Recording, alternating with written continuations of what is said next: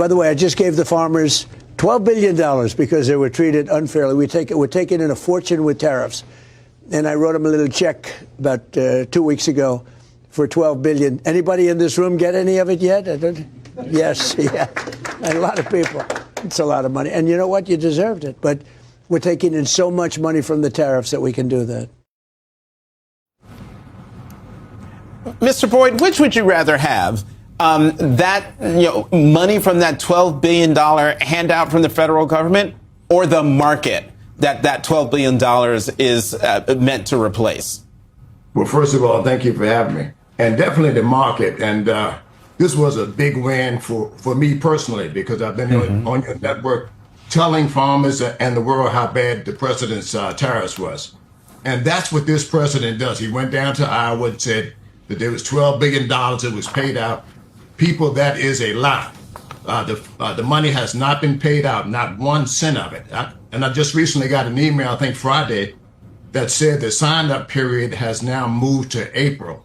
The president said we're going to get the money in November. Then he said he's going to get the money in December, and then January, and then February. And now I just got an email saying that the sign-up period is now April. The president just keeps making false statements, and he's not being held accountable.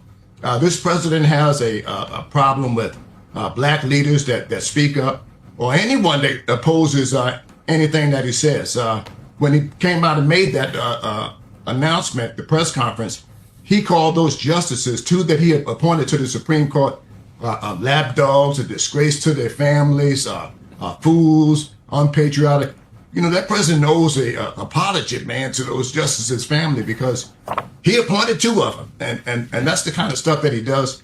And when he announced that $12 billion, I want the people to know that when he's watching the show, he had a roundtable for farmers and excluded me from the meeting.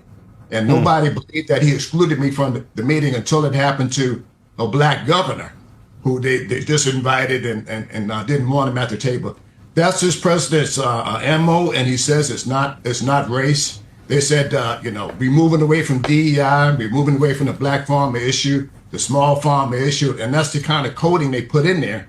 But all reality, he had an all-white farm meeting with an all-white audience that excluded the black farmers. We have 170 farm foreclosures pending right now, and this government is not helping us. We lost 15,000 farms last year. And any other country around the world, we would be calling out a farm crisis, people.